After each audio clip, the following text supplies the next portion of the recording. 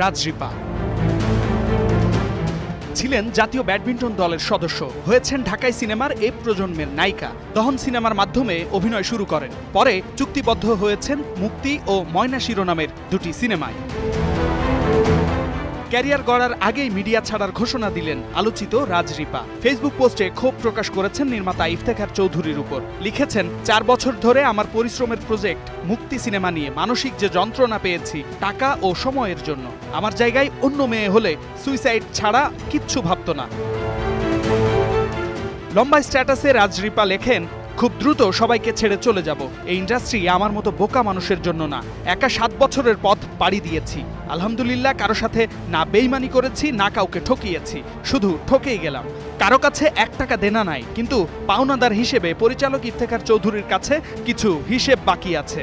হয়তো তিনি আমার ঋণ শোধ করবেন, আর নয়তো গায়ের জোরে নিজেকে সরিয়ে নেবেন। অভিযোগ করে এই অভিনেত্রী আরও লিখেন, আমাকে নায়িকা বানানোর স্বপ্ন দেখিয়ে শুধু নিজের আখের গুছিয়ে গেলেন, আমার জন্য কিছুই করলেন না। সত্যি এই ইন্ডাস্ট্রি আমার জন্য না। নিজের সাথে নিজের স্বপ্নকে মাটি চাপা দিলাম। আমার মতো এমন অসংখ্য স্বপ্নবাজরা এভাবেই হেরে যায় বেইমানের কাছে। পর্দার জীবন নিয়ে রাজরিপা যতটা আলোচিত, তার চেয়ে বেশি আলোচিত ব্যক্তি জীবন নিয়ে। সেলিব্রিটি ক্রিকেট লিগে খেলাকে কেন্দ্র করে আলোচনা সমালোচনায় আসেন তিনি।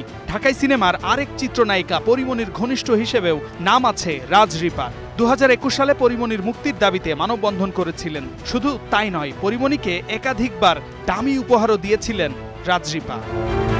শামীম বিশ্বাস, স্টার নিউজ।